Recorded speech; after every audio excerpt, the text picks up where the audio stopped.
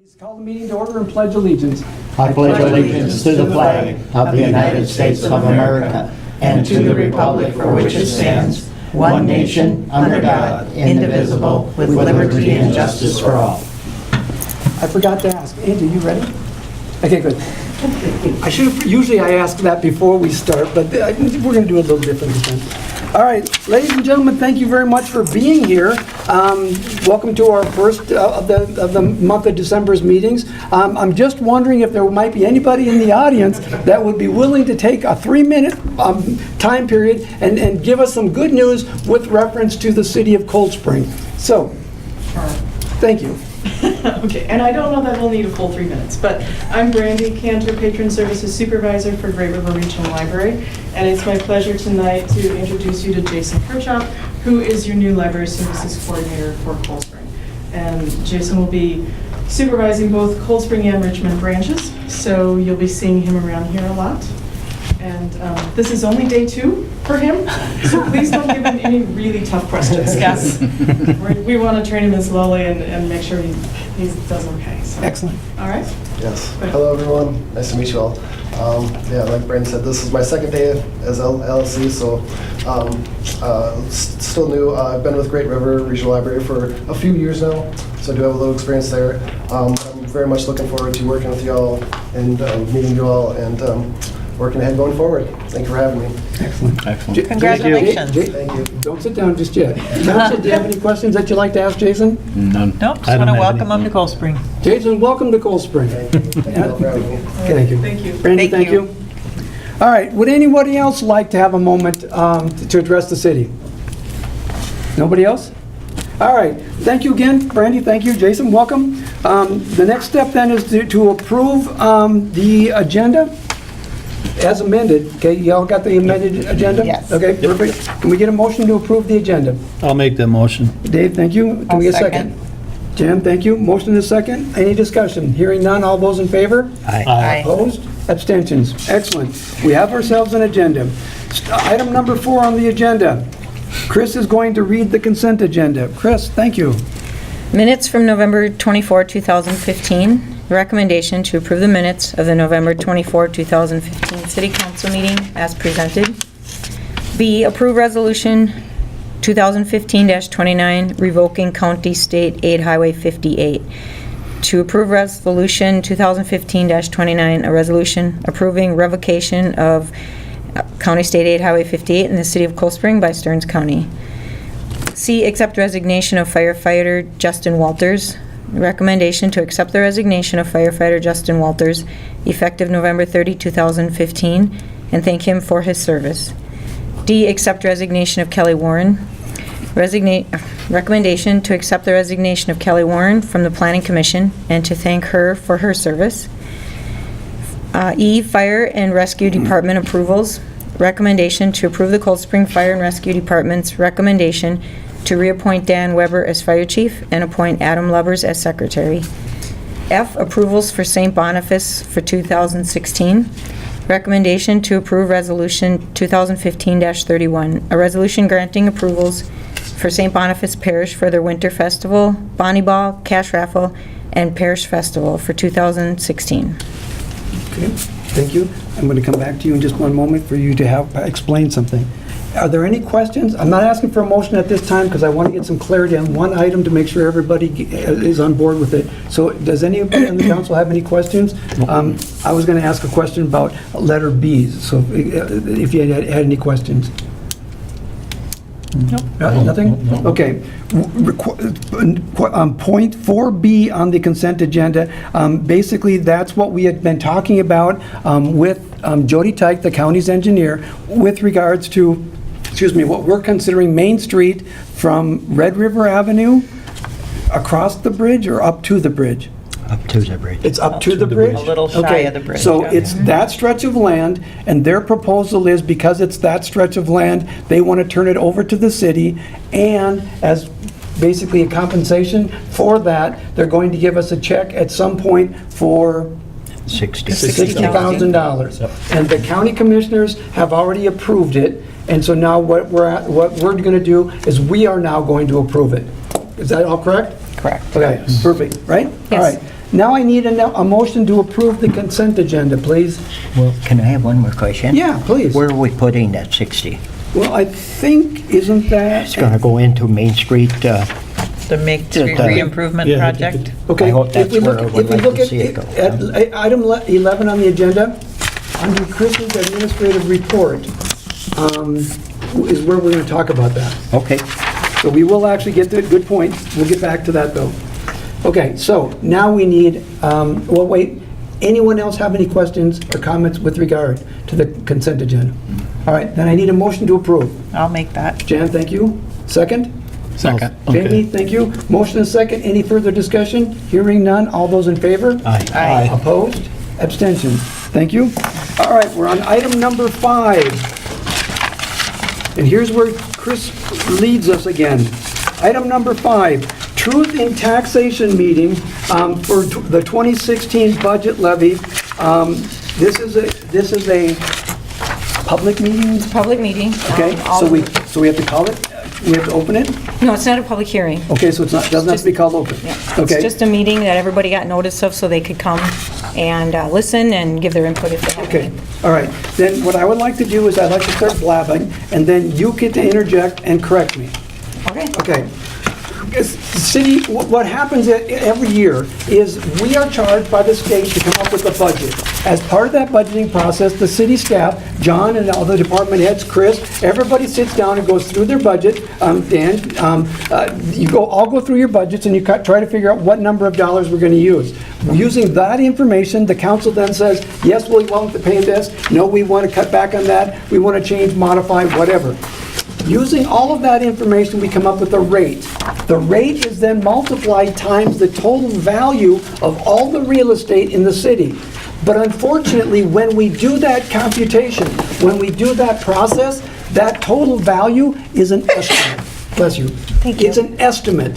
And because it's an estimate, there's going to be some variation. There's going to be some fluctuation.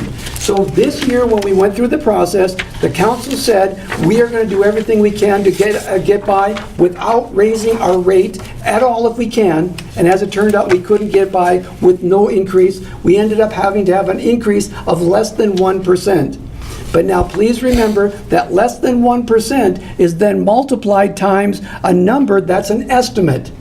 So now we have actual numbers, correct? Mm-hmm. Okay, so now we have actual numbers. So if you take the rate that we had determined and you multiply it times the actual value of all of the property, we come up with the total number of dollars that we're going to charge for taxes. We have a choice. Because it was an estimate and now it's an actual value, because we did that, we're off by ever so slight amount, okay? Ever so slight, but we're off.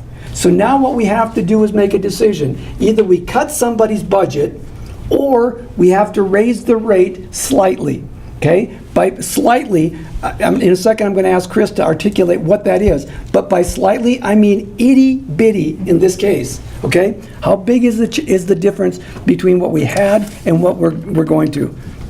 The increase was 0.97%, which is less than 1%, and it would now be 1.05%, 1 500ths. Okay, so it's about 0.05% is how much we're increasing our rate. 0.05%. 800ths. So 800ths? Okay, 0.08%. So the difference between the estimated value and what we came up with the final value, that difference means that we have to either cut the budget slightly or raise the taxes by 0.08%. So that's where we are in this process. All right, so now we're back to number 5. Chris, tell us some more of what we need to know. Well, I thought I would just start by talking a little bit about the general fund budget. We were here a few months ago in September, went through it line by line, page by page, and then we came here for a public hearing, and the city council, you guys approved the preliminary budget, and that's what brought us to the numbers Bob was just talking about. The only change from that preliminary budget to this final one was the purchase of a snowplow, and we ended up, by buying it this year instead of next year, we saved $11,800. So we still need a levy for it, but we can reduce our levy by $11,800. That's how much the budget's actually going down. What I had written in my memo to you guys was, if you remember, we came up short on revenues to try to fund everything, and so one of the things you guys had decided to do was draw down on reserves. We presume there's going to be an upswing on the reserves at the end of this year because we've been, primarily because of the short staffs we've had. We've saved a lot of money on that. So rather than change your levy, I just left it the same, and I put that $11,800 savings back into the reserves. So I actually reduced what we're drawing out. So the levy doesn't change. As Bob mentioned, the tax rate goes up by 0.08%. And that's about all I have on the general fund. Water, sewer, EDA budgets, and storm sewer are exactly the same as what you saw in September when we were here. Okay. Ready? Yeah. Council, what questions have you got for Chris? Because she told me that tonight she really wants to answer a lot of really difficult questions. Right? Yeah. The only question I had is, I know that from my question to Chris, and she did answer this for me, is that when the levy, we do the proposed, we cannot go up, we can only go down. Correct. And that is the dollar amount. That percentage is fine to change. Correct. So, Yep.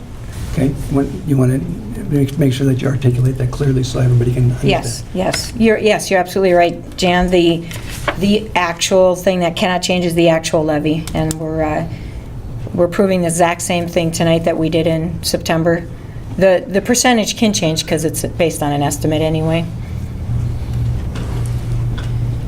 Okay, so I'm going to try to paraphrase. So in other Okay. words, the person that's sitting out there that has a house worth a certain number of dollars, when we did the proposed budget, we told them roughly what that would mean to their increase in taxes. Then the county sent out a statement saying that this is what they estimate.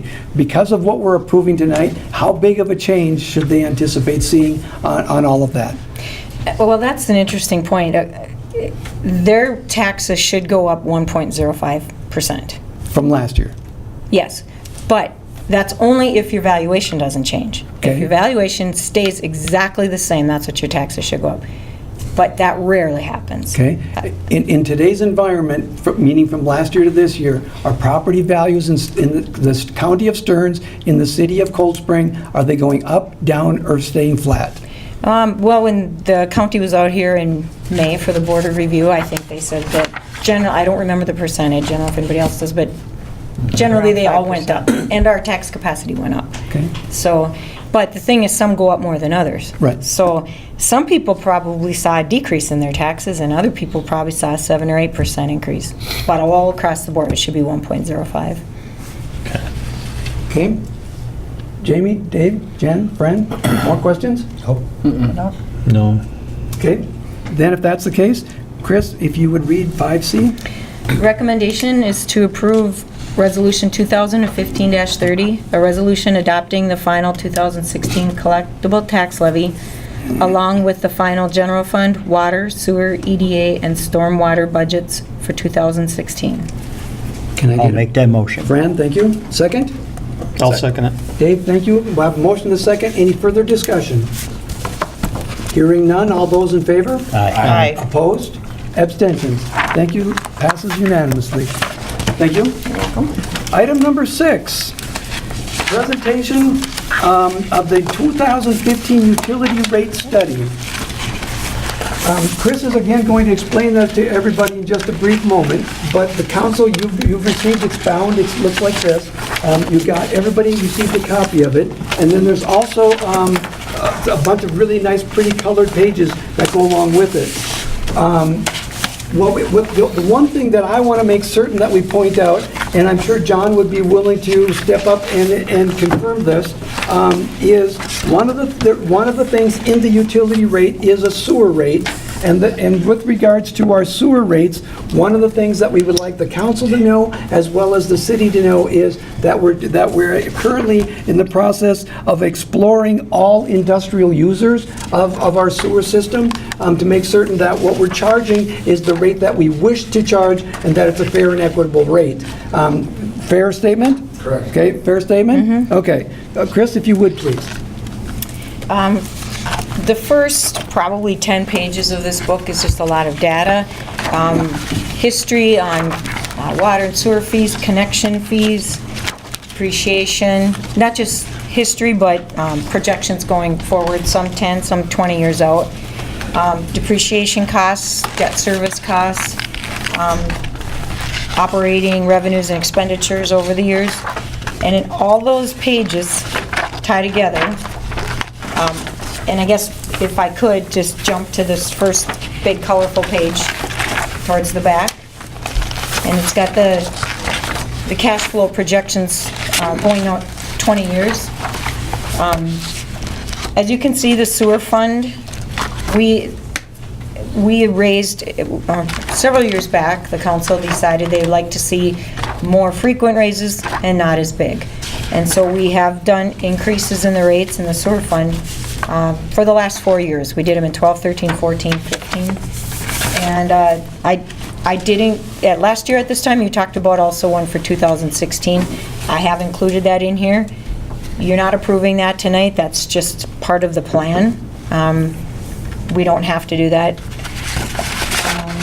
And this also includes an increase to the industrial rates that we made in 2015, and one that we're looking at making in 2016. Again, that one has not been approved.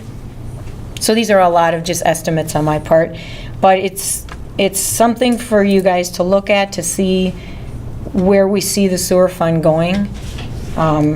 Obviously, at right now's projections, it's projected to go into the negative in 2018.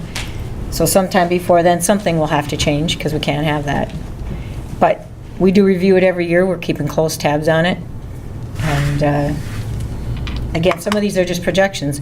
Last year, I went back and looked. My projection for 2014 and to actual, we came out way ahead. It's always, when you're talking about rates, flow is very subjective. And especially depending on, how much rain we get and things like that. So that could go either way. We hope it goes more in the positive. Is there any questions? Anybody has? At the rate, at the rate we're going at it, we should, I would say next year, or 17, we should show some catching up with that additional sewer fund that we increased, right? Should be going in that direction already. Well, if you look at the line that... The yellow one? Well, the yellow one is the ending cash balance, but like 3 lines up from that Okay. is the positive or negative cash flow. And it shows a negative cash flow every year. It does take a big jump in 2018, and that is because we have several big capital projects planned for that year. But there's still negative projections for every year, so that is going to have to be addressed eventually. When we are going to see a change is on the next page. Okay, but don't go there just yet. Okay. Again, please, ladies and gentlemen, and I apologize to the audience at home, you can't see the numbers that we're looking at, but ladies and gentlemen, if you remember, we keep looking at this because what we're trying to do is make absolutely certain that we don't raise rates any further than we have to, but at the same time, the fund has to remain solvent. So we keep raising them a little bit at a time, but what Chris was talking about with that specific line about the capital improvements, that's again, those are big numbers, but we have to do some repairs, we have to do some upgrades, and in a moment, Chris is going to ask us to turn the page, and when she does, we're going to see that some more changes.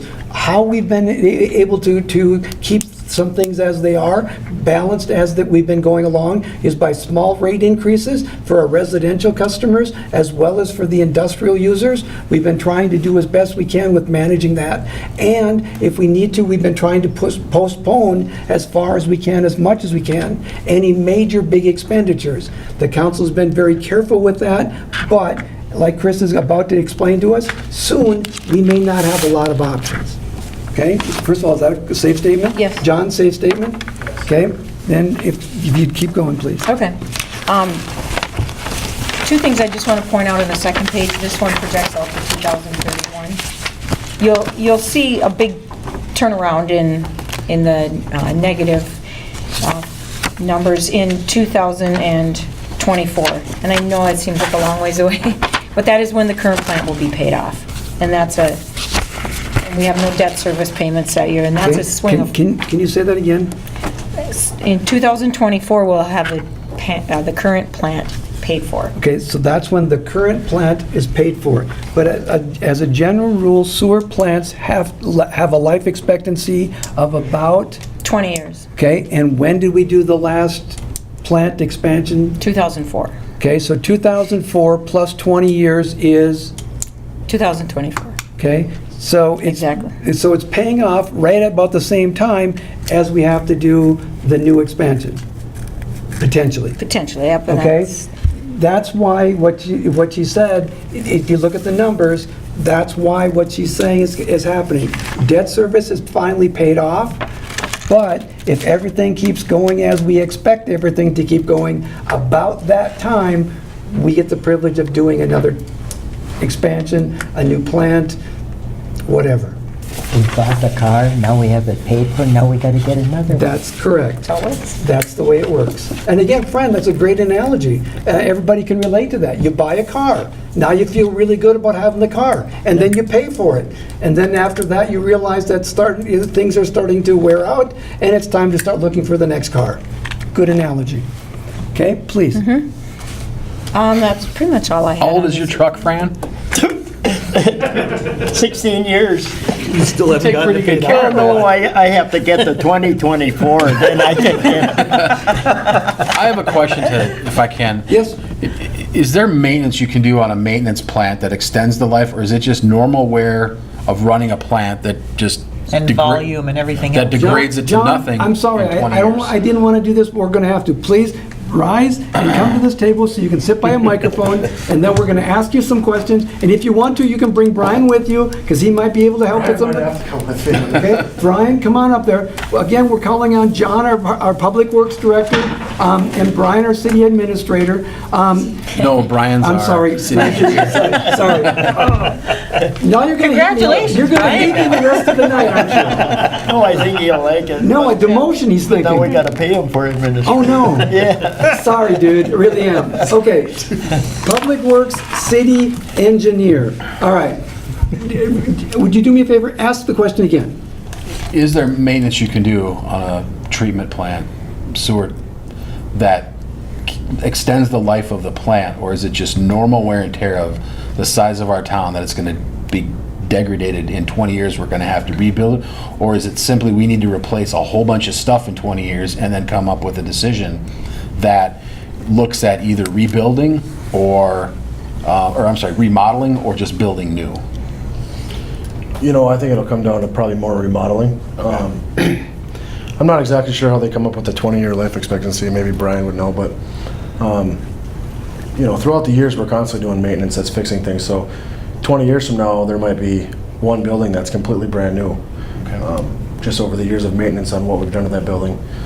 But, you know, there must be a projected flow increase over 20 years and different things like that that they have calculated in on it. But as far as how they actually come up with 20 years, I'm not 100% sure on that. I'm guessing it's probably a rule of thumb. It probably comes down to how you maintain it. There's certain components that are just gonna have a lifespan based on the environment they're in, that are gonna need replacing. And it comes down to flow. There's a certain capacity that the plant is designed for. If we start getting to where we're going to exceed that capacity, or if the regulations change and we have to start treating differently or somehow taking something else or reducing certain pollutants, those are all things that are going to factor in. So population, wear and tear. And the MPCA is constantly changing limits and making you do better jobs at certain limits on different things.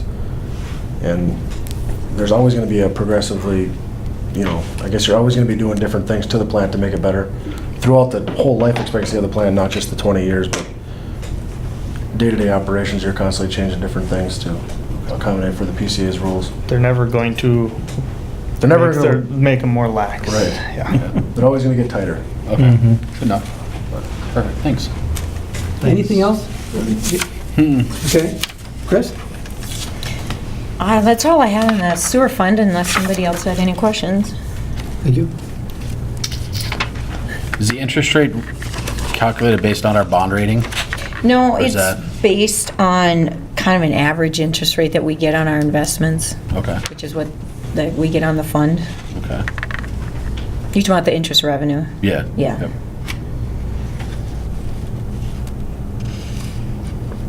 Okay, so should Chris go on to the water then? Would you like to go on to water? I would. Thank you. Water was considerably more of a guess. As you all know from sitting here at many meetings, we're in the midst of major changes, but we don't know exactly what those are yet. Digging new wells, looking at water treatment plant, and everything we've talked about, and John and Brian, feel free to jump in here. I think we've talked anything from a couple million to 8 or 9. And then the other wild card in that is not just, we're not sure what we're going to have to spend, but we also aren't sure how much we're going to have to fund. And we've applied for a lot of funding, and we don't know if we're going to get any of it, really. So there's just so many unknowns. So just to plug a number in, I plugged in 2 million. It's probably on the low side. It's certainly on the low side of what we're going to spend, but hopefully it's not on the low side of what we're going to have to spend after funding.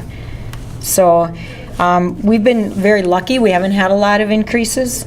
In 2013, we did a rate change. It wasn't necessarily an increase, except for on the high end. That was part of we were required by the Department of Health, maybe, to do water conservation rates. So we actually kept the rate the same on the low end and raised it on the high end. So it was a very small increase because it was really only the big users that affected.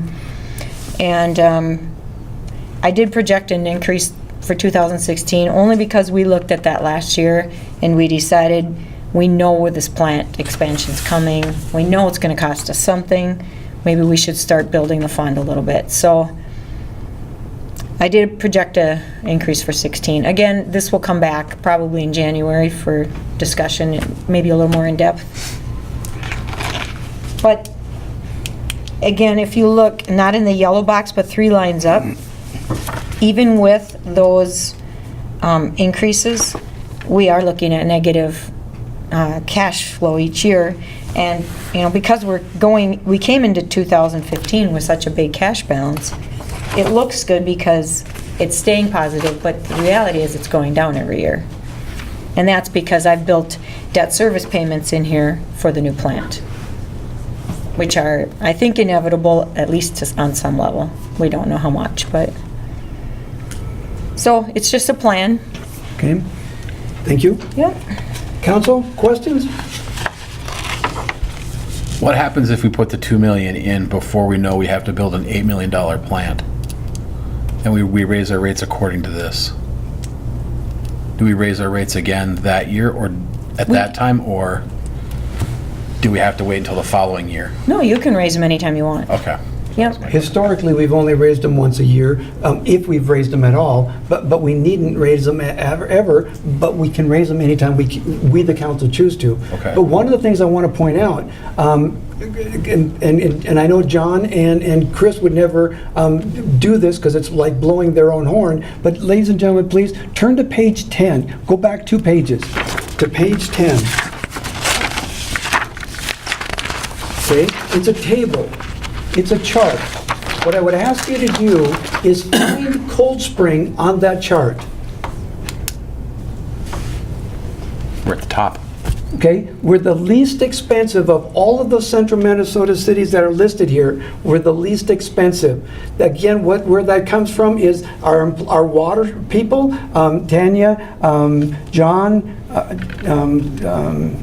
Matt, and Sean, have done an excellent job of doing these kinds of things. Chris and the administrative staff have kept us on top of it. We are in an unbelievably wonderful position right now. Again, they wouldn't admit that, but that's the reality of it. So even though we're in a position we're in where we have to make some tough choices, we're in great shape. but now do we want to do the conservative thing and raise rates a little bit more, knowing that we're going to have to drill the new well, and that's going to come up in a couple minutes on our agenda, knowing that there's a strong probability that when we dig that new well, there's going to be some amount of treatment. There's definitely going to be pipes. So do we want to raise the rates a little bit now in anticipation of that, or would we rather wait and shock people?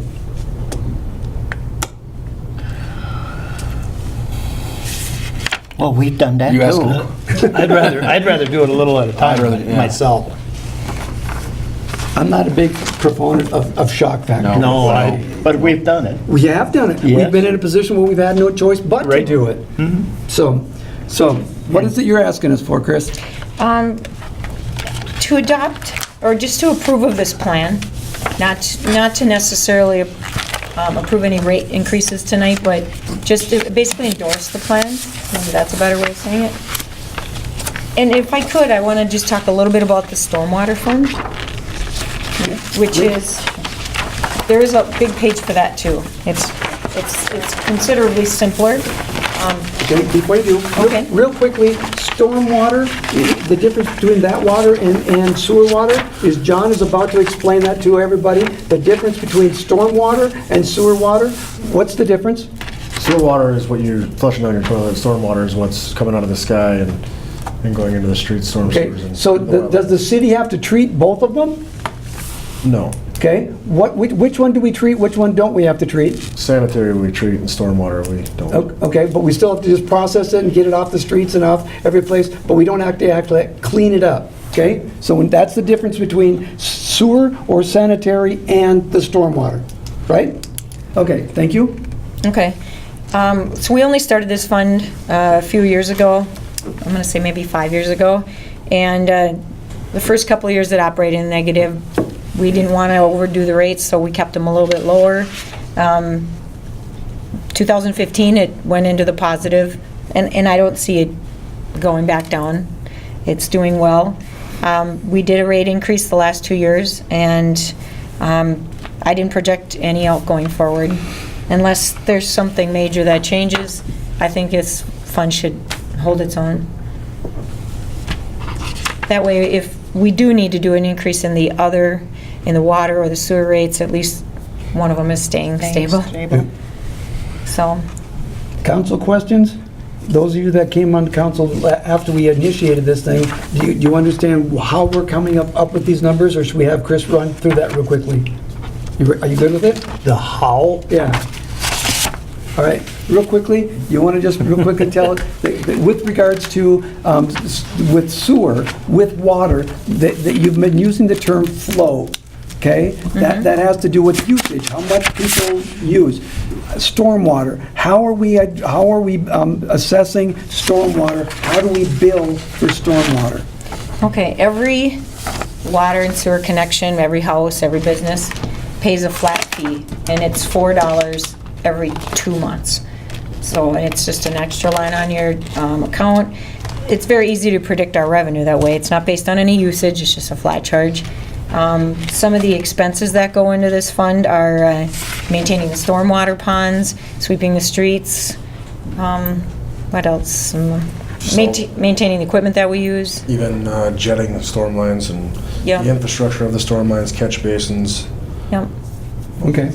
Does that help? Again, that's real brief, but again, the point of it is the water and sewer rates are based on usage, the flow. But this is based on the fact that if you have a property, you're contributing to the water that goes into the storm system, and we're asking that person, that property owner, then contribute to the fund to maintain that system.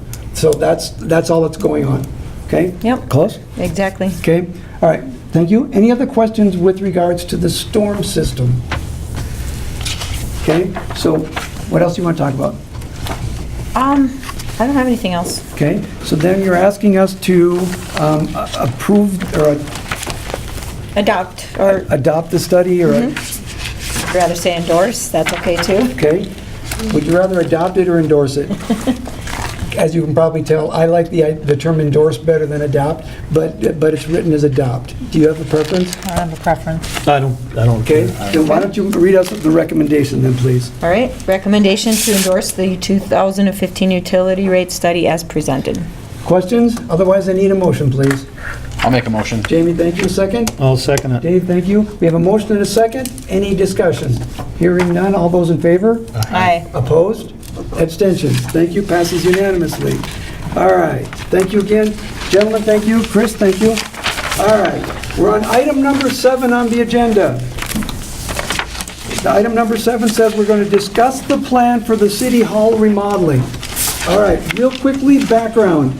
At the beginning of the year, I asked the Planning Commission EDA to address a number of different topics. One of which was the remodeling of this building, this facility. We've been talking about it for a long time. The library needs more space. The fire department needs more space. The police department needs more space. The administration staff needs more space. Everybody needs more space, and we've been talking about it, but thus far, we've been unable to figure out what it is we want to do. Fran has several times said, well, why don't we consider building into the hill? Other people have said, why don't we consider moving the fire department? These are all great ideas, but which one should we do? What we want to do now is send it back to planning and say, planning, figure it out. Talk to people, hire people, have a meeting. So the Planning Commission did that at the last meeting? Yeah. Okay, at their last meeting, they did that. And what they said was, we've got a great idea. I'm trying to remember where my piece of paper is, so that we can have Chris read that part. Again, what they basically said is, yeah, we'll take on that challenge. We love the idea of helping out. Let's pretend it looks like this. Okay. Okay? Did you want me to read that? If you would. Now, this is Planning Commission's recommendation back to the City Council. There was consensus that the fire department needs to move out of the building to allow them room to expand, as well as to provide adequate space to the other 3 departments that need more room. Trying to make the current location fit everyone would be a short-term Band-Aid for the space needs that everyone requires. The Planning Commission would like to spearhead the project, meet with the individual departments to assess their needs and growth expectations, and present a plan to the council to move forward with. Brian Lynchen offered the services of an architect at his firm that would come talk to us free of charge and advise on the do's and don'ts in the process. The commission felt we should take advantage of this offer. We should also get the public involved up front so that we have their support on this. Those were some of their thoughts, some of the comments that I wrote down. Their actual recommendation was to authorize the Planning Commission to start working on determining the needs of the departments and then put together a recommendation to the council to proceed from there. Thank you. Yep. Council, what do you want to do? First, give me your ideas, your thoughts, your visions, and then tell me what you want to do. I agree with the Planning Commission to let them spearhead it, and utilizing the free individual that Brian offered up to start the process to find out what we can and can't do. How far can we go out? Can we go out? Where can we move? What can we move? Can we move this wall, that wall? I think that's the starting phase. I agree with that. Cool. I think so too. And then the Planning Commission's big thing was that we need to meet with the administration, the police, and the library, and just go through wants and needs. And fire, yeah. Yeah, and fire, Just we're booting you out, All sorry. that, yeah. But still, we Yeah. still need a plan for that anyway, either way. Exactly. Yeah. Fran? Sounds good to me. Okay. My only concern is I don't want to, up front, I don't want to take anything off the table until after you've had those conversations. Yes. So again, as Fran has mentioned many times, maybe this is an ideal location, okay? For a lot of purposes, this is the ideal location. So moving things out of here may not be the best answer. Maybe the best thing to do is to build into the hill. Maybe the best thing to do is to add a second story. Let's consider first what we need and how to do it best, and then after we consider that, we can start taking things off the table. So as long as we all agree on that's what we should do, then I would like to ask somebody to make a recommendation to authorize planning to get started. I'll make a recommendation. Jamie, thank you. And I'll second that, Fran, thank you. We have a motion and a second to get this process started. because we can't ask the planning people. That would be a little strange. We have two members of the council that sit on the planning commission, and maybe it'd be best if we didn't have them make a motion to give themselves. At this point, though, we're not authorizing them to spend any money on That's architectural correct. services, right? Just That's Look correct. into That's to begin the process. Get it started. That's Yep. correct. So does everybody understand what we're voting on? Yes. Okay, excellent. Then all those in favor? Aye. Opposed? Abstentions? Thank you, ladies and gentlemen. Passes unanimously. We've got the process started. Ladies and gentlemen, I have to just put an editorial comment in here. This is a good day. We've started a process that we've been talking about for a long time. Now, where this goes and how long it takes, there's still nothing set in stone, but people of Cold Spring, if you have concerns, this is going to be the opportunity for us to listen to what you have to say, because when was this building built, roughly? 1984. 1984? So I'm going to guess it's been at least 10 or 15 days. It's going to be a long time until we do it again. Let's talk about it, let's figure out what makes the most sense, and let's do it correctly. So again, this is a wonderful day. Council, thank you. Planning Commission, thank you. All right, that's it for number 7. On number 8, John, you're back again. Brian, you might as well join him. Thank you, Brandon. Thank you. Jason, welcome. Let us know. See you guys. All right, thank you. Number 8 on the agenda, Public Works Director John Stevie. You're on, sir. All right, I just have a few things for action. Part-time employees, it was brought to our attention that different part-time employees were making different wages while they were doing the same job, which was snow removal. So we'd like to change that wage to $16.61 across the board, which is step 0 of group 4, which is what part-time employees get. Like I said, some part-time employees that are just coming in for snow removal are already getting that, and some are making less. So we're just gonna make it an even, straight across the board for everybody that's doing the same job. And this doesn't pertain to like your summer seasonals or anything? Nope, this is just- strictly snow removal. Okay. And we have something in writing someplace so that next week we can go back to something and look at it and say, this is why we did what we did? Yeah, I mean, it's only fair. Okay? And I agree with your statement, but that's not what I asked. What I asked is, do we have something written someplace so that if somebody comes back and says, why'd you do that? We can go back and say, this says that everybody that does snow removal gets paid for grade 4, step 0, or however you phrase it. So we have something someplace that says, this is what we're doing and why we're doing it. We can, yeah. Okay, excellent. So whoever drives the wheel loader gets paid the same as the one with the truck? Yep. Okay. Because, I mean, at any time, I could be in a wheel loader, or anybody can be in a wheel loader. It's just, it's snow removal.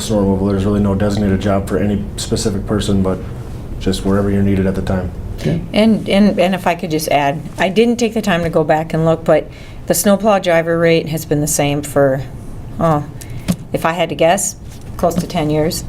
So this is really the first increase in a very, very long Some got a time. raise last year, though, like Dave Dingman did. Yep. What happened was Dave and Wayne and Corey, those were part-time workers. Oh. And in spring, when we had a couple of people leave, they got hired on as not just, but as temporary part-time employees.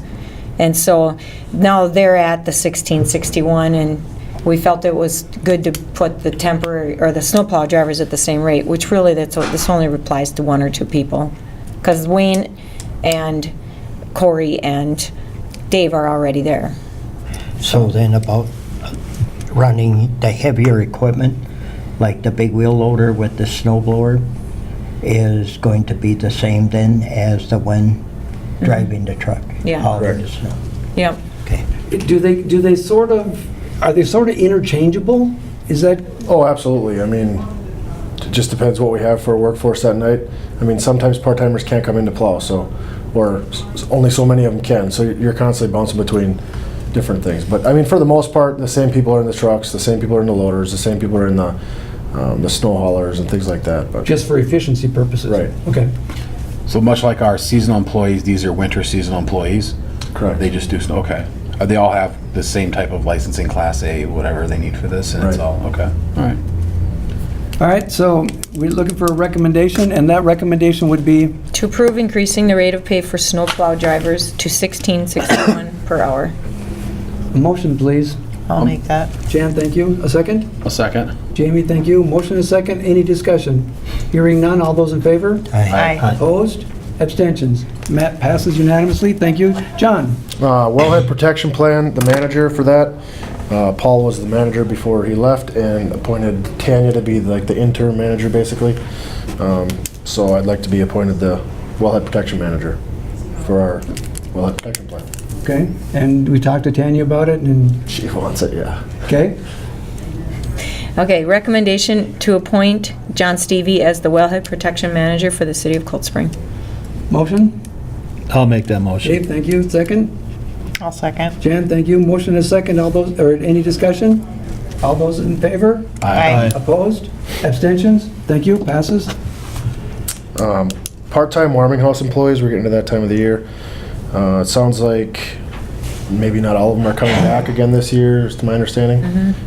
Some are, we don't know exactly how many. I think there's 3 total, and some have already stated they're coming back, but we haven't heard from all of them yet. So, or we have heard from one that isn't coming back. So we want to advertise for a part-time warming house employee. So permission to advertise for that. It's the minimum age. I don't know. I think it's 16. 16. And is there a minimum wage? I think that's what they're making. Starts at minimum wage. Yeah, they're making minimum wage. Okay, so 16 years of age, minimum wage, but there'll be an advertisement, so watch for the advertisement, and you can't apply. Just saying. Actually, there's no reason why you couldn't. 1661? That's for snowplow drivers. He would only get, for the warming us, you'd only get, you'd only get So if a snowplow driver applies for that job, pay cut. pay cut? I'm okay with that, too. All right, please, a recommendation. To approve advertising for the position of warming house attendant. I'll make that. Go ahead. I'll make the motion. Jan, thank you. Second. Jamie, thank you. Motion and second, get a discussion. Hearing none, all those in favor? Aye. Opposed? Abstentions? Perfect. John? And just an update on the wells, Brian can chime in too as well. Trout did the rotosonic boring, we got the test results for the 4 rotosonic borings they did. 2 of the sites came at less than 1 for nitrates. One was around a 5 and a 6, and then another one was at a 10. And they all look promising. So now I think it's time to move on to the next step of purchasing land. Okay, and we'll get to that in your Or section. we can jump to it now if we'd like. Okay, let's jump to it right now then. Talk to us. So we're looking at, about a year ago or roughly before then, we had worked to get an agreement with the Fraleys to go onto the property to drill, as well as we had worked out a final purchase price if we did find water. We worked that all out ahead of time. So being that we have some promising test drilling, we want to go ahead and execute that purchase agreement. So that's what we're looking for. Approval from the council tonight is that we can go ahead with this purchase agreement. It's one that you've all seen before.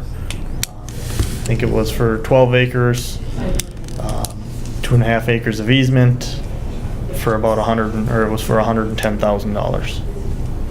The exact areas we're gonna get is yet to be determined, and that was known in the purchase agreement because it was based on where we found decent sites for water. So we would be working on that, but there is a close to that. It was signed February 2nd of 15, so that purchase agreement was good for 1 year. So we really need to keep, being that this is the property we want to pursue, we need to keep moving on that. Brian, the wells, how much area do they actually take up themselves? 3 acres? Oh, it's more than that. It's more than that. The thing is, we're taking the north part of the property and we want to spread the wells out as much as possible Yeah. towards the corners of the property because they'll have the least amount of influence on one another. Okay. And give us better pumping. So it's going to take that 10 acres It's going to take that to pretty make that close- work? Yeah, pretty close to all of the land, and the purchase price itself is set. That was in the agreement with the property owners. That was the purchase price that they wanted. So we then kind of back calculated on the acreage that we needed, and it's going to come out really close. So And the it 10 also- acres is kind of in a block, and then we have a 2 acre, like toward the road for the, No, the block for the wells is a little less than that probably, but there's, Okay. it also includes land towards Greystone Road for the treatment treatment, site. yeah. So, As well as the easements in order Easement. to convey it past, along their property and then past in order to get to the water main. Okay. The water main is, there's about 3/4 mile, there's a sharp corner in Greystone, where the water main currently runs from Golden wells Plump. 4, 5, and 6, yeah, turns south, goes under the river and comes to Golden Plump. So that's where we would tie in. And because we're tying in there, that means we have to plant fewer feet of pipe, and at the price of planting pipe, that's a real good thing. 400,000 a mile. 100,000 a mile? 400. 400,000 a mile? So the shorter distance, the better off we are? Exactly. Okay, thank you. If I could, I'd like to dovetail on what Fran was asking. So we're going to buy a piece of land of a certain geographic size, but when we're all done, we're only going to have little pins stuck in that thing. Is there anything we can use that land for besides the wells? I mean, can we Let him farm it again? let him, can we rent it back to him so he can farm it? Can we put a different building on it? Is there something else that we can do with that land other than just letting it fallow? I think our options are endless on the land to a certain extent. To a certain extent, I mean, there's certain restrictions. You can't build so close to a well. The wells actually have to be a minimum of 50 feet from a property line, those sort of things. We'll have piping through there. I think agriculture-wise, I believe at 4, 5, and 6, we're doing alfalfa. Alfalfa, we could do like a CRP. How many acres do we have by 4, 5, and 6? A bunch? Maybe 20? 5 or, Huh? No, less. I'm guessing maybe 5 or 6. And I'm just guessing there. And the idea would be you wouldn't want to do a row crop, basically because we're trying to prevent nitrates. Right. And so you really don't want someone who's going to be fertilizing heavily right over the wells. So we'd probably, like you say, a CRP or maybe an alfalfa, something that isn't going to take fertilizer. Sun farm. It's definitely not going to be like a potential income land or much of an income for the city. We're going to rent it out or anything, but Yeah, we'd rather, I guess, be able to protect the wells and the immediate wellhead area. Yeah. Okay, excellent. What else? Council, what else? Got all our questions answered? Then we're going to jump down to... Actually, I do have Okay, one question. please. Are we talking about just minimal water treatment, or are we talking full-scale $8 million plant? Right now, we're talking about, based on the water results, we're looking at probably a nitrate plant. Because the results are, John said, some are down by 0. The one test well we did started, I think, at 7 or 8, worked its way down to 5. Some are at 5, one is over 10. So it's pretty variable. Now, the results we got just recently weren't it wasn't heavy pumping, so they aren't necessarily the most representative, but it gives us an idea. in the history of the test well that was out there prior, the more pumping you did on it, the nitrates went down. Okay. So if that's the same with these, we don't know yet, but Problem is, we're sitting right at that middle, and the trend we've seen on 4, 5, and 6 is that they've gone up, and if this is our opportunity to build some sort of treatment there, depending on the funding we get, it might be a good opportunity. So you're going to rely on blending? Yeah, what you do with nitrates is you'll treat some of the water and then you'll blend it back in to bring it to a certain level. Okay. So the plant that we're looking at is called an ion exchange. It's essentially like a similar process to a water softener almost in how it removes the nitrates. But that you would only have to treat some of the water. You wouldn't have to treat all of it. The iron and manganese has so far been low out there, which is good because with that you would end up having to treat all of the water. So a That's a water, minimum- so that's a water minimum. softener is $100? House. Like a water softener. That's a minimum, plant, isn't it? yeah, it'll just be a It's not class a C real plant. big, okay. But again, just so we don't get shocked next time we talk about it, worst case scenario, what do you think the cost would be if we have to build what you think it's going to be? Just again, I'm asking for a rough number so that we've heard it a couple of times. So what do you think the number might be? We've talked in all of our funding applications, and this is, rough engineering, we've talked up to $8 million. Okay? That would be wells, treatment, piping, engineering, construction, everything. And then we're hoping to Yeah, get 48 million. grants from different sources to cover some portion of that, or we're hoping to get bonding from the state legislature to help cover some of that. Yes, and that's our big push will be, especially for the state bonding bill, to be included in that. The bonding bill is essentially a grant from the state. It's money you do not have to pay back. And that we're approaching that from the aspect of a lot of the reason that we're going for water is because of some of the restrictions on natural resources. Environmental impact. Environmental impact on particular natural resources is part of the reason that we're doing this whole process. So that's kind of why we're going to the state and saying this is something that was outside of our control. And that number can definitely go down.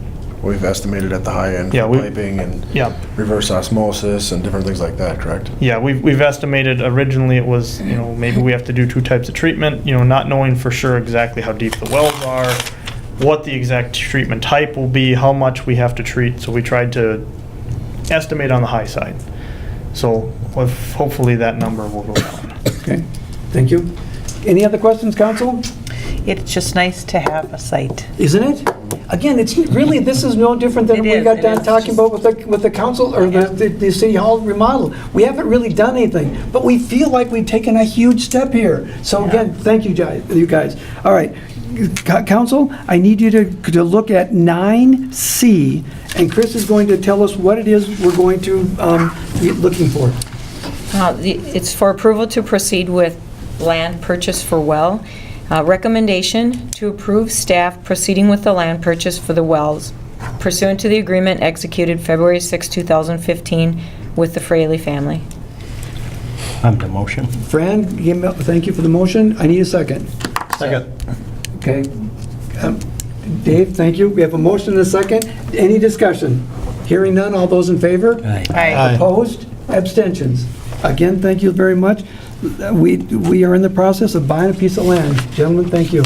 All right, now we have to go back, though. We were on 8D or 8E when we left off. John, what else you got for us? That's everything I have for you. Are you certain? Yes. Council, what do you got for John? Dave, Jen? How did the first night of snowplowing going? Great. Good. Okay, what does that mean? It went good. It was efficient. Nobody got injured. No breakdowns. The biggest breakdown we had was one of the trucks was having a tough time making the hill, so we put chains on the tires and it worked properly after that, so. And we hope we don't have to use them the rest of the season. That's a good, except for Fran. Everybody else thinks that's a Sorry, good Fran. idea. Everyone else likes that idea. Fran, you'll get over it. All right, so council, nothing else for John? John, thank you very much. We're on item number 9. Item number 9 on the agenda is Brian's turn. Mr. Mayor and Council, just a quick update on County Road 2. Just working on our portions of the design. We're having a meeting tomorrow with the county just to see where they're at. They're getting pretty close to submitting their design portion to the state. They have to get their portion reviewed because there are state funds in their money. So, otherwise, was it a week ago, November 30th, so last Monday, we held a meeting at City Hall here talking about overhead power relocation, specifically the block from Main Street to First Street North along Red River. Looking at, it was part of what the council had approved for the project. Working with Excel, John and I and Pete had met with Excel on site to look at how we would move the power lines in that block, trying to avoid having to put underground lines through there, because then you're stuck with big transformers in the sidewalk or outside of the sidewalk we have to find a place for. So trying to serve those businesses from some of the existing overhead lines in the back of the properties. One of the things is a lot of those lines they have prescriptive rights, which means in the eyes of the utility, that power line has been there forever, essentially. It gives them the right to maintain it. It does not give them the right to improve it. So one of the things we would be doing is going through there. Since we're upgrading a lot of these lines, we would have to obtain actual easements for the power lines. We had a lot of the property owners from those areas Overall, the response was pretty positive of they don't see any issues with providing easements or upgrading those lines to serve from behind the businesses. One of the pluses there is we're trying to save some money as well. If we can go overhead, it can usually save money quite a bit versus underground. For example, a 3-phase underground transformer, which is the 6x8 or 8x8, it's a big transformer, is somewhere in the $20,000 to $25,000 range just for the transformer. So by going overhead, we can hopefully save some significant money. That was the night with the blizzard. Was there a pretty good attendance? There was pretty good attendance. I know Councilor Ramler and Mayor Thielen were there. So your thoughts on it, I guess? Okay, keep going, because if we let them go, we gotta give them $5,000 earnest money, huh? So that's a great point. What kind of brings us to the next point is we've reached the point where we want Excel to start designing this. In order for them to, and there's a couple other areas, not just this block, but a couple other areas we're working on as well to relocate some power lines. That's really our most, if you could say, contentious or our most difficult block. In order for them to start that design, they require a $5,000 deposit. So the way I've been told in the past is, if we go through with the project, that's applied towards our final bill from Excel. If we decide to not go through with it, they get to keep the $5,000. They've had too many situations where people said, oh, go ahead, design it. If they get to the end and they say, no, we really don't want to do it. Well, they've put a lot of effort into that design, so that's where that deposit comes from. So I guess what we're looking for tonight would be an approval to authorize us to go ahead and tell Excel, let's go ahead with the design, as well as let's get them a $5,000 check so that they can start design. If you would, please. Okay. Recommendation is to approve staff making a formal request to Xcel Energy to prepare a design for the overhead power lines relocation along Red River Avenue. Furthermore, to approve issuing a deposit of $5,000 to include with the design request. I will. Fran, thanks for the motion. We need a second. Second. Jamie, thank you. Any further discussion? Hearing none, all those in favor? Aye. Opposed? Abstentions? Thank you. Brian, That's all I have. that's all you've got. That's all I've got. Thank you. Council, what questions have you got for Brian? None. Nothing? Good work. None. All right, don't go away. I have some. What kind of issues is that they're tearing up the sidewalks by the bridge and stuff, that utility company? I've heard some complaints. Do people call me that On the south side of Main Street, right by the bridge, there's a couple of sections of sidewalk they're out. putting in what, I think they're putting in a fiber to Golden Plum. fiber to Golden Plum? Yep. Okay. And how long will that cavity be, bless you, will that cavity be there? I have no idea, but I'm assuming it's going to be taken care of fairly quick. They want to get it done before the frost gets in heavy. So even if they can't pour concrete, they'll at least fill in the cavities so that it's safe? Thank Oh, you. definitely. We'll make sure of that. So they didn't hit anything then? Not that I know of. Okay. I mean, they called in locates for everything, so. What else? That's it. Thank you. Guys, hang on it, because we're going to talk about something else in just a moment when we might need your reference. So hang on a second. All right. Ladies and gentlemen, we're on item number 10 of the agenda. And again, item number 10 of the agenda, we're going to discuss some of the things that we sent to the Planning Commission earlier that they discussed and have sent back to us. So that's what I'd like to bring back and talk about. And again, there's a couple of items on here, some of which I don't think it's going to take us long, some of which we've already addressed. But I wanted just to talk about a couple of these items. The first one on the list, it has to do with the on Main Street, where First National Bank, now known as Granite Community Bank, where their old location used to be. They have their bank building there, and then behind that, to the north, they have 2 additional lots. We have talked several times about the possibility of buying the bank building and also the 2 lots. and the EDA had some issues with that last year. We've talked about it several times, and the Planning Commission has now come back and said they don't think that, while they like the idea of the parking lots, they don't think we need to be in the real estate business, and therefore we should not buy the bank building itself. Council, your comments, let's talk about it. The price their bank is asking to the open market is $399, $450, something like that. The value of it is whatever it is. The bank is willing to sell us those 2 lots and the bank property for $250. Is that correct? That is what they've offered it, yes. Okay. So there's 2 things that I have. One is they said we should look for parking elsewhere. Where else could we get parking for the area between 23 and Main Street? Where else can we buy land that cheap? I'm asking an open-ended question. Are there any options for that? Because one, I've toured the bank building. I've brought in a personal friend who's done commercial construction for years to get an idea of what this would take. And quite honestly, my first feeling is bulldoze it down, fill in the hole, turn the whole thing into a parking lot. Because one, we need parking, and 2, I don't think the price is that far off. The question is, where do we get the money and how do we get it? But I don't know that anything could be done with that building that wouldn't cost, if you weren't willing to invest a sizable amount of money. And when we toured at the library, my big concern was they needed an elevator or some type of mechanical device to bring somebody from the top floor to the bottom floor, which, as we all know, elevators are expensive, even cheap ones are expensive. The roof needs replacing. There's a river that runs under it. There's water, there's humidity in there. I don't know, I mean, there's just, to make it a library seems like a non-issue but to get that land for $250,000 seems like a great deal. I don't think we need the building. I do think we need parking. I just don't know where we get it. Perfect, thank you. What, Fran? We owe money for the Sherman project, for that parking lot, for some of it, Okay, 100,000. Fran, stop just for a second. What we're talking about is this. In our city code, right? In the city code, it says if you are building a building, remodeling a building, and you have to provide a certain amount of parking.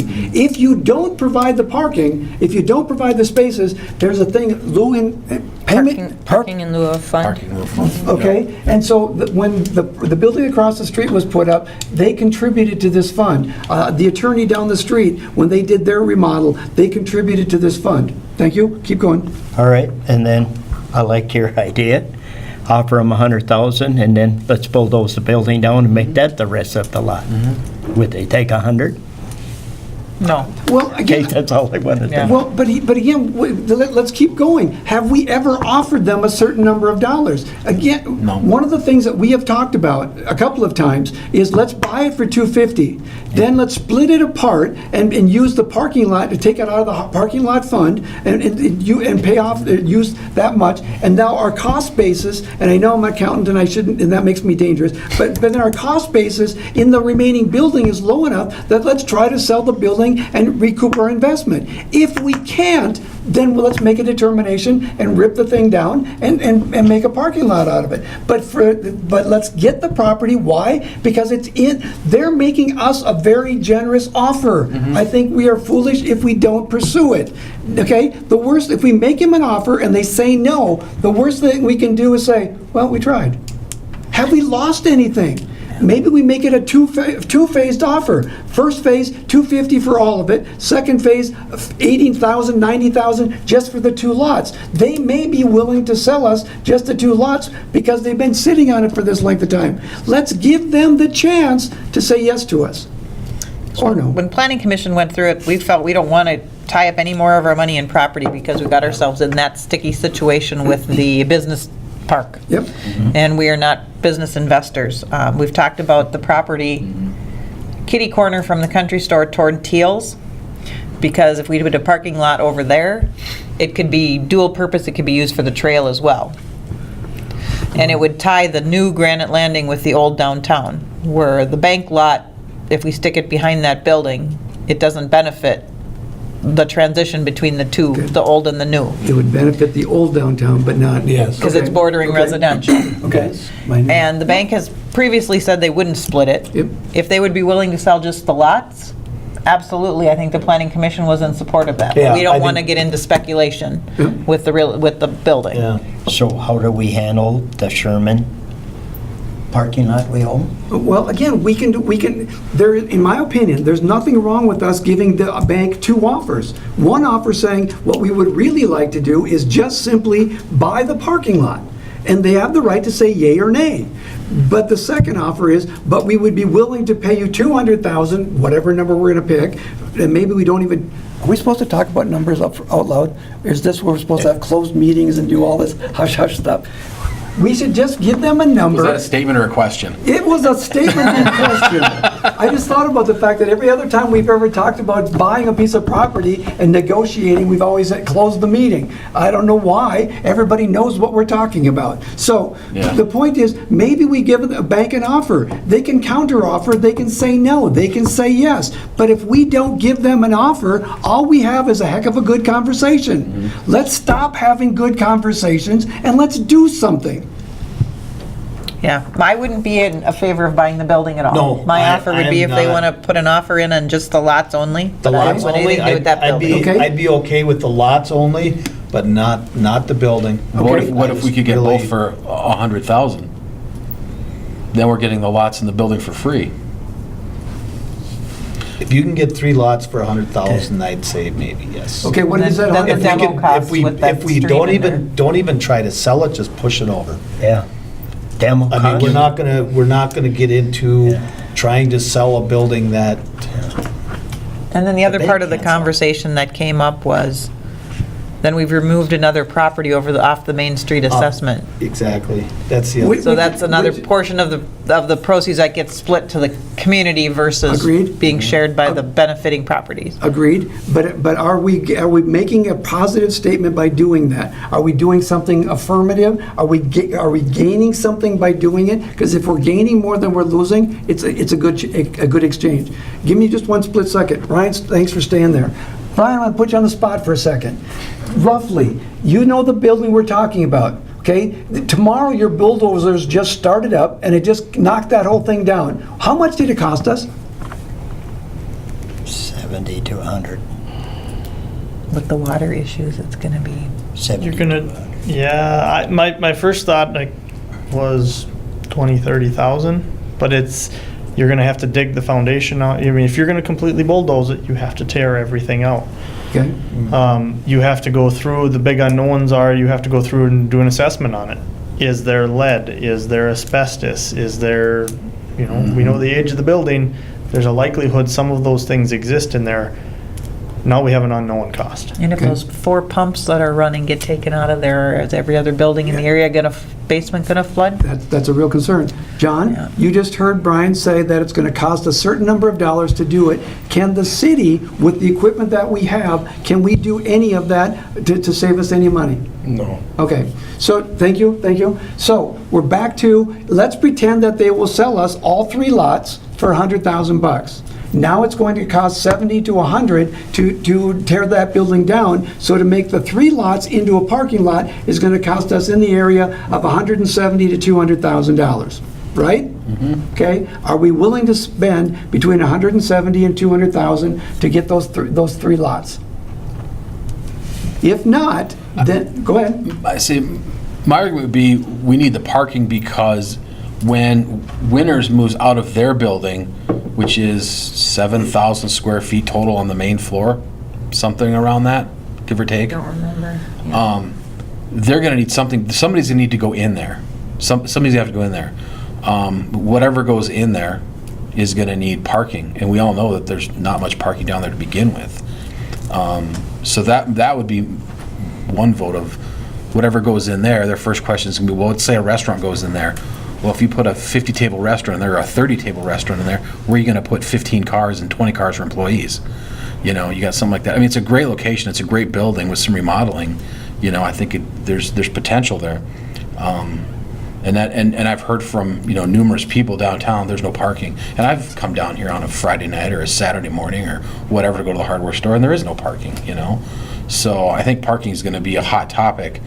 And for the price, this seems like a viable solution. The other hand, I also agree with you that this trail we have is a huge asset to the city. And if you have something nice like what they have up in St. Joe where you can park and a restroom and picnic tables, it draws people in. just a suggestion. What if you just bought the 2 lots, if we can? Leave the building. I don't even want, I personally don't want the building. I don't think we should be even dealing with the building. Get the 2 lots and then see what we can get with what Jan said. Okay. That other lot. Okay. Now you're getting parking between everything, you still got parking downtown, if the price would be right. Okay. I'd rather spend the $200,000 on those 3 lots than getting that bank building. And again, that's not a bad idea either. Okay, let's keep working, because I think we're getting to a point where we're going to make some resolution here. So let's go back to the conversation that Brian had the other night with a room full of people with regards to Red River Avenue and electricity. We have to move, we're part of the project, we're moving power lines. Okay, but some of the power lines right now go along the back of those buildings. And in other words, what we have to do is we have to get an easement from all of the property owners. What if one of those property owners was the city? Would that make it easier? On that building, yeah. Would it? Okay, so that would make it easier for us as well. In addition to that, if we could drive somehow, during the reconstruction of Red River Avenue, if you could get to the post office by not going off Red River, but rather coming in from the other side, that too may make it easier in a lot of regards. So again, there's a lot of good reasons to doing that. Jan, Dave, your idea of having another parking lot with a place along the Rocori Trail that people can park their cars and have a restroom, again, that's a great idea. Let's talk about that tomorrow. For tonight, let's just talk about how should we address the Granite Community Bank's building lots offer. Should we authorize staff to begin the process of entering into a purchase agreement, making an offer to the bank for just the lots? That seems to be what I was Lots hearing. only. For just the lots, yes. Okay? And do we want That's my Okay. Do we want to have a number perspective. attached to that? Does that one house got to come off that other lot yet? No, the 2 houses are missed. Two houses are gone. There's a house at the Don corner, Schneider right? and the Miley's Tyson. house is still Those are there, isn't gone. it? That's part of it yet, The isn't cor- it? Or No, is the it? corner lot. No. The That's corner a house? separate. That's a separate. That's not part of it. That's not part of it. Okay. Okay. Nope, it doesn't go all the way to the next street. Nope, there's a building on each corner, and Didn't, there's 2 lots in okay. between. Didn't the bank buy that? They do I own that believe- I house. believe they The own that. Miley too. house? Yep, they do own Okay. it. I thought that went all the way to the street. No, not at this point. My understanding that, no, that is still a separate Okay. lot. Yep. Okay. Okay, and I'm going to put you on the spot. Roughly, how much is in the parking fund? Do we have enough in there that we could offer 80,000? Yeah. Do we have enough in there we could offer 90,000? It's upwards of 90. Okay, because we'd have to be careful, because after we buy it, there's still going to be, Brian's going to have to engineer something, the city Public Works is going to have to plow it, somehow we have to do something to it before we're going to use it as a parking lot. So we have to retain some funding in there. So we think there's about 90 in there. So would you be comfortable if we authorized staff to start the process and offer 80,000 just for those 2 lots? I think the first question to the bank is if they will split it, because they've been adamant that they won't. Okay? So I think that's the first question. Yeah. Would you even entertain an offer to just do the lots? Yeah. Okay? Why, don't even throw out a number, just see if they'd First entertain ask it. 'em, because I know at one time they weren't going to. They were adamant, no. Yes. Yep, they were. Okay, so is that the way we want to go? Yes. Right? Yep. Okay, so we're asking you to just enter into a discussion with the Granite Community Bank to see if they'd be willing, at this point, to separate off just the 2 lots for parking. Okay. Perfect. Thank you. We don't have to do a number 2 at this point, because we pretty much have talked about that we're going to have to address it, but when we're addressing it, how we're addressing it, we'll deal with that. The item number 3, the housing study, we've agreed at this time we're not going to pursue it. Item number 4 is the strip of land between the post office parking lot and the lots that we just talked about. And again, if we don't buy those 2 parking lots, there's no purpose in discussing the other one, so we can temporarily put that one aside. Real briefly, and by briefly I mean briefly, item number 5. One of the things we have talked about several times is that we have the advantage of having a huge asset in our city called the Sauk River. One of the things that, by redoing the Granite Landing, one of the things that that does is it offers us an opportunity to use that space. One of the things that the Planning Commission, the council has talked about several times is how do we use that space? The Granite Company, Cold Spring, has said that they would be willing to work with us with regards to acquiring a strip of land there. How big, we haven't discussed, because we don't have a plan. How much, what would it look like? We don't know, because we haven't had a plan. Are we willing to send that back to the Planning Commission as well to begin having a discussion with regards to what could a promenade look like? What can we do? Are we okay with them having that discussion? Well, and as far as the promenade goes, as part of that development, Yep.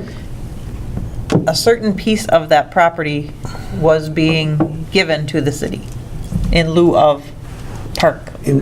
Yep. parkland dedication. Yep. And then we have an option for so many other feet. That's all detailed, Yep. exactly what the city is willing to buy. So one of our discussions was that property that's being given to us in lieu of, as well as the property that we have the option to purchase on, we should finish that and get that into the city's name and get that transfer done, so that that property is all in the city name and ownership, because right now I don't believe that transfer had been done. We had looked at that. So once we get that piece done, so that it's all in our name, then we thought we should get the park board involved. Okay. So what, I don't know if this sounds like a question, but it is. So what are you asking, or what are you saying we should do? The now? first thing we should do is get the property into the city's ownership. Okay, so we should have city staff begin the process of checking into getting that transfer made. Right. Okay? Jamie, Dave, Jen, Fran, you're okay with having staff do it? Okay? Okay. Get that process started. So that's Okay, step one. Then okay. we've got our property outlined. Okay, the part that they have to give because of And the part that we have the option to dedication. purchase, and the price and everything had been determined. Yep, it was a certain number of square feet for a Right. certain number of dollars. Right. Okay, so you're saying buy that piece as well? Get it all delineated so that we've got it, so we know Okay. what we're working with. Okay. And then the park board can work on the concept, knowing what they have, and if we need to expand from there, they at least know this is the minimum you're working with, and they know what they're working with. Got it? Mm-hmm. Council, you're okay with that? Okay. Okay with that, yep. Okay, before we go on to the next one, Jan, thank you. Before we go on to the next one, did you feel it? We took another big step tonight. Ladies and gentlemen, thank you. Let's keep doing this. Okay, number 6 is remodeling of City Hall. We already talked about that. Number 7 is the resolution that we've already acted on and already taken place, which has to do with a plan to take care of some old debt that we've got out there. Item number 8, hanging baskets. Again, real briefly, along Red River Avenue and eventually along Main Street, we're going to have new streetlights, correct? John, Brian, on those streetlights, we're talking about putting on the poles, we're going to have Bracket. bracket. Thank you. We're going to have brackets. So on those brackets, we can put what? Hanging flowers. Hanging flowers. Can we put pendants? What can we put on there? A lot of different options. Okay? So that's how the conversation began. All right. Item number 8, Chris, I'm going to ask you to do me a favor and read just the recommendation that the Planning Commission made, please. Recommendation was to have 2 hanging baskets per light pole on the 2-block stretch of County Road 2 from First Street North to First Street South, which would equal approximately 24 to 28 baskets just on Red River Avenue. Council, what are you thinking? Should we go ahead and start talking about that, having that discussion? Who's going to pay for it? Who's going to care for it? Is this something we're going to give to Public Works so that they can get a wagon to water them, or what do you want to do? So Ann Herron is part of the planning commission, so she's kind of taken the charge on this. And Okay. she's been meeting with St. Joe. Okay. St. Joe has these same type of baskets. So she's met with them and got all the information from them as far as the cost of the baskets, the design of the baskets, the maintenance of the baskets, how much time it involves. And they have, what did you say, about 100 baskets? They got, 80 to 100, something around there. So she's put together kind of the whole summary as far as cost and all of that. And she's working on that piece of it as far as figuring out how much time would be involved, et cetera. The way they do it is they have a couple of retired people that have a golf cart with a Water. water tank thing on the back, and these couple retired farmers go by every morning and And spray water. They get Spray up water. early in the morning and Yep. they With their golf cart. yeah. So Wouldn't that be fun? They spray each other? I didn't ask. I would have to think so, somewhere along the way. And so she's working on that piece of it. The reason the discussion came up about, we had taken out some of the ground plantings. That was part of the, when we streamlined a little bit. The reason we need to discuss this, if this is something we want to consider, is because of ordering the light poles. They have to know for the brackets. Oh, So more so than the details as far as everything Okay. else. Okay. The bracket piece of it is part of the discussion that has to be addressed sooner versus later. okay. And when I read this, I didn't pick up on that. Okay, so what we're really talking about isn't who's going to order the plants, isn't who gets to drive their golf cart and spray water. What we're talking about is, are we going to do the plantings or aren't we? What kind of brackets do we need? Right. And make sure they get into the plans. Exactly. Okay, And the rest of it, yes, we do have to work out, but that's not quite as timely because we won't have plantings until 17 at the Right. way, Yeah. Correct. So, but this piece of it, because of Brian needing to coordinate. yep, okay. So Brian and John have been involved in this to what extent? Do they already know, if we say yes to plantings, do they already know what kind of brackets we're talking about? Or do they have to go out and do research on that yet? We're working on that. As we're looking at the light pole design currently, I've told them to start looking at brackets in the event that we want to do this. Okay. So they're going to be pricing that options. As well. Okay. Council, first question is, yay or nay, do we even want to consider flowers on our light poles? I don't care about the flowers, but I think we should order brackets. Because we could use them for Christmas stuff or whatever, because the flowers thing, that's going to be volunteer again, and if it works, it works. If it don't work, it don't work, but at least we got the brackets. Well, we don't know if the brackets for the flowers are gonna line up with the Christmas lights, though. Yeah, likely the flower brackets are going to be in a different Separate. orientation, maybe a different level. But And I would- but the Christmas lights that we have right now, are they going to last forever? No. Okay, is there a flavor of Christmas lights that could possibly be hung on the brackets? I don't think so.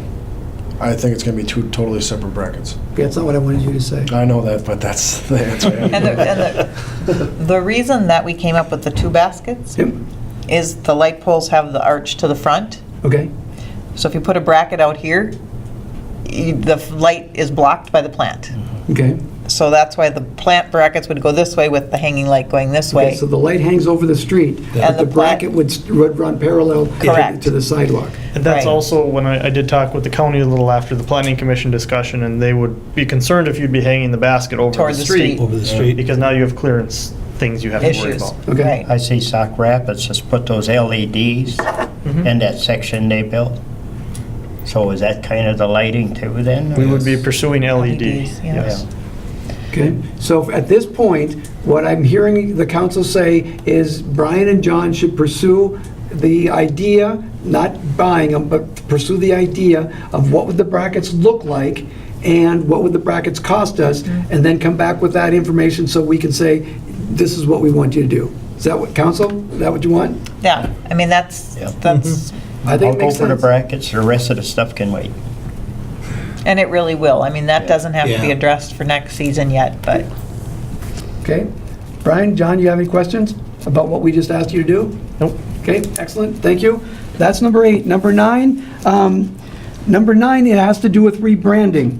One of the people has elected office sitting up here has been going around talking about the fact that Cold Spring is the real Granite City on the Sauk chain of lakes, where we're proud of our baseball, our beer, and our bakery. He's been saying that over and over again. And so what he said is, Planning Commission, can we use a statement like that and use it publicly and use it in our advertising and all that kind of stuff? And what the Planning Commission did is they seriously considered that kind of a statement and came back with a response. The commission felt we should avoid referring to granite, as this singles out just one of our successful industries in Cold Spring. They also felt that the chain of lakes is more Richmond's identity, and that we should find something that is just ours. And one suggestion was baseball. So, council, What do you think? Should we drop the issue? Should we work on some kind of relabeling, rebranding of the city of Cold Spring?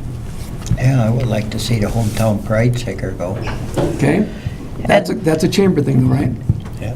But if That's we cheap, right? but if Yeah. we rebranded ourselves, they might be willing to participate, and they might be able to, and willing to pick it up and run with it. And one of the Planning Commission members, Rick Bohannon, the chair, who is a professor out at St. John's and St. Ben's, brought up the fact that a lot of their students participate in these type of college contests Okay? to come up with these type of slogans and whatever. And so that was his recommendation, to try and do a contest and contact the local colleges, St. John, St. Ben, St. Cloud State, that all have advertising, graphic design programs, et cetera, and try and come up with a theme for Cold Spring. Okay. And then we can see what kind of results we get and see if we can find one that we like or that we can take and tweak. Right. And he said, you do some kind of a little prize incentive, and once you come up with that, then you'd hire a designer to actually take it from there.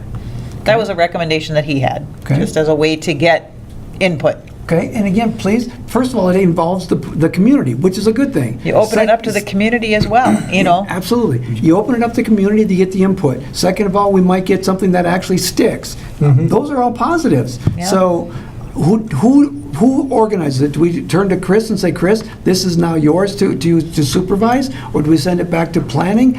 Who actually works with Rick, works with the colleges? I would think if we went back to planning, and then we could have Rick get more information on the previous ones that he's been involved with, and that'll give us more direction on how we go from there. Okay, But I think we open it up to the community as well as the campuses, et cetera. Yeah. And I think just it's a fresh idea. do- New I think so. logo, And new use- logos. And use like that EDA brochure that we did. With our new streets, we should Give them have that. everything else. Yeah, give the people that, like that EDA brochure we put together. Yep. Give them that. yeah. This is kind of Cold Spring in a snapshot. And Thank you, I think it's wonderful. So, council, are you okay? We had send this back to planning and ask planning to take it and run with it and get something started, and then we can approve it if we need to? You okay with that? Excellent. As long as we include Corey High School in that list of Well, campuses. yeah, but again, Rocori High School, we can include the Open it up to technical the college, we community. can, we have Open an it up to arts, the community we have an members. arts group in town. Oh, and we can have open it up to beautiful them. graphic artists from some of our businesses. We have, well, that's true too. Local businesses have people. Again, this is all wonderful. All right, anything else with regards to that particular page of good stuff? And council, again, thank you. We've taken a bunch of giant steps. Right now, though, I believe we're on item 11 of our agenda. And gentlemen, I don't know that we're going to need you to sit up there anymore, so if you wanted to step down, I think we could let you do that. John, Brian, thank you. They are more comfortable than those over there. All right, item number 11 on the agenda is the city administrator's report, so if everybody would just shift their attention over here. Chris, please. Fran touched on this earlier, but as you all know, you approved a resolution to turn back Main Street, County State Aid Highway 58 to Stearns County. And they had it in their 5-year plan to pay us $60,000 for a mill and overlay on that street. So we're going to be getting this check in the next couple of weeks before year end here.